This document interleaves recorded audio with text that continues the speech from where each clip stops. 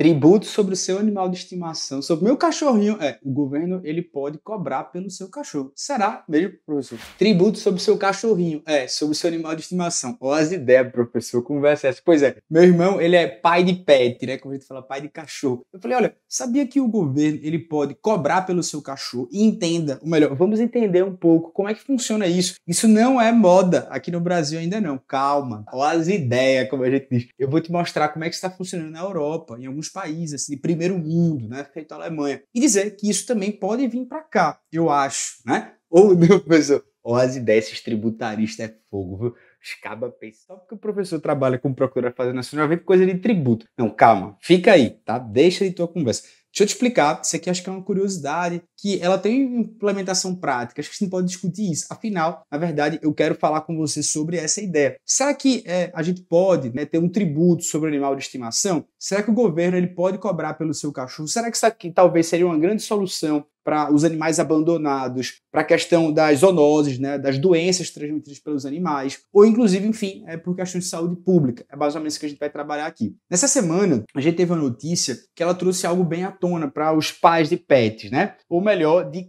pais de cachorro, né, que é o que acontece na Alemanha. A notícia é que a Alemanha ela cobra imposto sobre cães e tem uma arrecadação recorde. O gasto anual com pet, para você ter essa curiosidade, ela começa em 120 euros. É um valor anual, mas é como se você tivesse, como se você pagasse um IPVA, um IPTU, você paga todo ano. E, de certo modo, isso acabou virando modelo, né, para outros países na Europa, que começam a discutir essa ideia. Professor, não estou entendendo nada. Eu vou te explicar que, obviamente, a terminologia alemã, eu tive que ver alguns sites, né, estrangeiros para a gente explicar aqui de maneira em síntese. Ter um cachorro para chamar de seu na Alemanha custa não somente você ter despesa como criação, como veterinário, como comida, que a gente sabe que é caro, mas também implica em pagar imposto. Em Berlim, por exemplo, você paga 120 euros anuais. E a grande notícia é justamente sobre isso. Com população canina de 10 milhões de animais, a Alemanha obteve uma tributação recorde com o sistema em 2023, arrecadando 421 milhões de euros, 2 bilhões de reais, 2 bilhões e meio. E caminha para mais meio bilhão ainda neste exercício se a tendência dos últimos 2 anos for seguida. Isso é o que mostra o jornal, de certo modo, econômico, Les Echos, né? Um invejável meio de arrecadação. Professor, de onde é que surge isso? Né? Isso não surge do nada. Ou melhor, isso surgiu recentemente e é basicamente o que eu quero conversar com você. Obviamente, lá, não vou falar de terminologia em alemão, é terrível, meu alemão até corta aí, meu Deus. Mas enfim, Andersteller, e aí eu queria saber alemão, eu juro, quando eu fui para lá, você não sabe como foi, assim, querer aprender, acho muito interessante. Mas calma, outros países, tá? Isso não acontece somente na Alemanha. Outros países como Luxemburgo, Holanda e Suíça também taxam, de certo modo, eu estou falando de maneira imprópria, a posse de alguns animais, mas não na proporção que os alemães fazem. E aí, sobre essas novas formas de tributação, a gente está discutindo hoje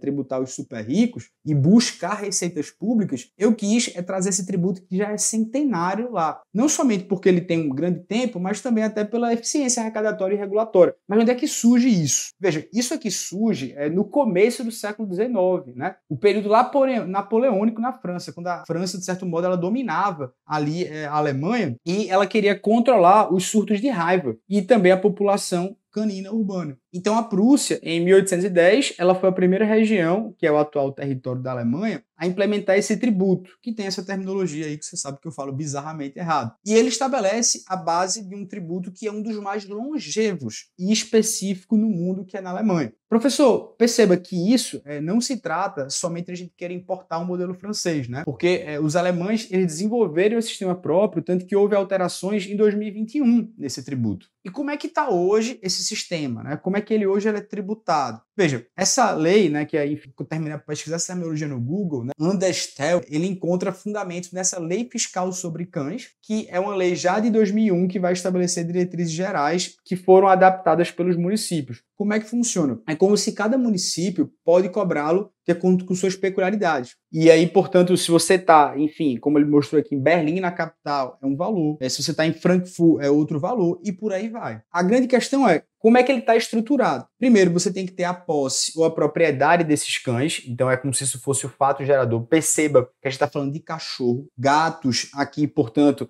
roedores não pagam. Calma aí, pais de pet, né? Não precisa ter esse desespero. E também, obviamente, se tiver cães guias, cães de assistência, cão da polícia, obviamente você não vai pagar. Cada município pode cobrar, esse valor ele vai variar conforme o município. Por exemplo, a gente trata aqui que em Berlim você paga 120 euros anuais. O que é uma grande curiosidade, que é interessante, você tem um aumento para cães que são de raças perigosas. Então, por exemplo, o cara tem um pitbull ali. Esse pitbull ele vai pagar mais caro. Por quê? Porque ele é uma raça considerada perigosa. Então, tem um perigo maior para a saúde pública, né, nesse aspecto. É justamente porque é um cão que pode ser agressivo e pode, enfim, matar uma pessoa, né? Então, esse é o aspecto. E aí a gente tem essas características. Agora também tem outras características interessantes que eu quero destacar aos senhores. Eles também têm um certo rígido sistema de fiscalização. As pessoas têm que importar, colocar um microchip nesses animais nas primeiras semanas de vida do animal e assim que eles compram, portanto, né? Uma outra curiosidade que é interessante é que tem uma centralização do cadastro. Por mais que cada município pode cobrar, é como se, eu suponho, a União, ela controla esse cadastro e ela sabe exatamente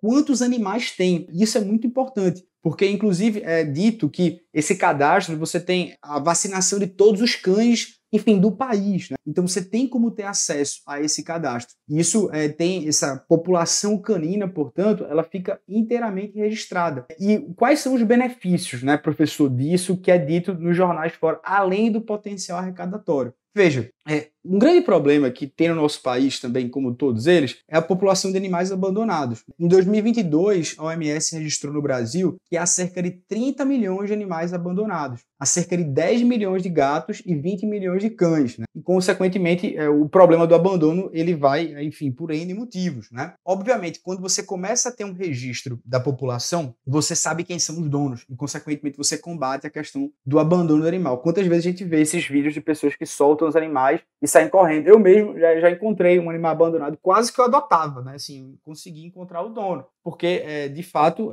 o pessoal ali fica numa situação constrangedora, você quer acolher, e muitas vezes a gente percebe pessoas com essas atitudes, né? Veja, outro aspecto, que é o segundo benefício, além do primeiro, que é combater os animais abandonados, seria a responsabilização civil. Ela se torna mais eficiente, porque quando você sabe identificar imediatamente quem é o proprietário, isso faz com que você rapidamente resolva os incidentes envolvendo cães. Imagina que um cão se solta de uma casa e vai lá e morde alguém. Quem é o dono desse cão, né? E a gente sabe que no direito civil, e a gente também tem aqui artigos escritos no Estratégia, a gente sabe que a responsabilidade é do dono do cão, por qualquer incidente que ocorra. Então, se você agora tem um cadastro de quem é o dono desse cão, isso fica muito mais fácil sob o prisma da responsabilidade civil. E o terceiro fundamento se dá pela saúde pública. Quando há esse controle rigoroso, inclusive da vacinação e das condições sanitárias, isso contribui para eliminar as zoonoses, né? Meu pai é veterinário, então ele fala muito, olha, não sabe como os animais transmitem doenças, né? E, consequentemente, quando você tem esse cadastro, né, dos cães, você sabe o controle também das vacinas. Esse foi por isso, esse motivo, né, lá em 1810, que essa lei ela foi instituída na França. Na Alemanha, melhor dizendo, peço desculpas. Professor, mas de que forma isso aqui poderia vir para o Brasil? Ó, as ideias. Esse professor é danado. Não, velho, é porque como professor cai aqui é meio. Como é que isso pode vir no Brasil? Primeiro, eu acho que isso aqui poderia vir através de uma taxa de polícia, tá? Professor, por que taxa de polícia? A instituição da taxa de polícia, ela tem base no artigo 145, inciso 2 da Constituição Federal. Não seria um serviço, seria uma fiscalização. O fundamento, portanto, é fiscalizar a fiscalização sanitária e também o controle populacional dos animais, que são atividades inerentes ao próprio poder de polícia da administração pública. Logo, essa taxa de polícia, nesse caso, ela seria justificada para você custear a atividade estatal de fiscalização, de criação e também de manutenção de animais na área urbana. Isso englobaria não só aspectos sanitários, como também segurança e, obviamente, o bem-estar dos animais. Então perceba que o fato gerador ele seria o exercício regular de um poder de polícia relacionado a essas atividades. E não há necessidade de alteração constitucional. Seria implementação muito rápida. Seria possível, inclusive, que cada ente federativo, na minha opinião, pudesse cobrar a taxa, porque a gente considera que a fiscalização sanitária é uma competência comum da União, Estado, DF e município, que está lá no artigo 23, inciso 2 da Constituição Federal. Então, sendo competência comum, cada município, por exemplo, poderia cobrar, consequentemente, ali, essa taxa de fiscalização porque seria uma taxa de polícia para que você pudesse, por exemplo, ter qualquer tipo de animal doméstico. Estou falando aqui dos cães, que são o caso implementado na Alemanha. Mas acho que tudo que envolva saúde pública aqui pode ser trabalhado. Qual seria outra opção? Seria através de emenda constitucional. Por que emenda constitucional? Claro, aqui é uma alternativa que ela exige a criação de um imposto específico, né, através de emenda constitucional, acrescido no texto constitucional. Então, você teria que dizer qual ente poderia cobrar, seria um imposto possivelmente pela posse ou pela propriedade de determinados animais, e criaria uma nova competência tributária, possivelmente, na minha opinião, municipal, né? Considerando que há uma natureza local de fiscalização sobre animais domésticos. Mas também seria possível ter um maior detalhamento, né, para que não haja nenhum choque de competência tributária, por exemplo, se fosse cobrado através de taxa, para regulamentar questões centrais sobre, por exemplo, essa unificação do processo feito na Alemanha, de você centralizar, ter um sistema só. Claro, emenda constitucional, demora um pouco mais, o quórum é mais robusto, mas, enfim, seria um caminho válido. E o terceiro aspecto seria a possibilidade de um imposto residual da União, tá? Como assim? Para criar um imposto residual, a gente sabe que o fundamento ele está no artigo 154, inciso 1º da Constituição Federal. E o artigo 154, inciso 1º fala: a União pode fazer isso se for por lei complementar e, consequentemente, não precisaria de emenda constitucional, mas tem que obedecer alguns requisitos. O primeiro requisito é esse imposto é não cumulativo, você não pode cumular, né? Você tem que gerar créditos. O segundo é que haja um fato gerador ou uma base de cálculo diferente dos impostos existentes. Nesse caso, não há nenhum outro fato gerador base de cálculo, né? Ter a posse de qualquer tipo de animal. E o terceiro é que a competência exclusiva seja da União, né? Logo, somente a União pode fazer. Então, consequentemente, não poderia um município ou o Estado criar um imposto residual. Professor, o que é que você acha disso? Me explica aí, você vai falar, ó, as ideias. Eu vou ser xingado que a bexiga. Bom, eu espero que, enfim, brincadeiras à parte, eu possa ter elucidado para você de uma possibilidade, né? E para que você reflita mesmo se isso aqui seria uma saída, né? Por questões sanitárias, por questões de humanidade também com os animais e também, por último, a questão da arrecadação, de você ter um poder fiscalizatório. Claro, obviamente, a gente teria que discutir aqui possibilidades de imunidade, de isenções, enfim, reduções, mas quero que você comente aqui, tá? Diga aí. Simbora, grande abraço.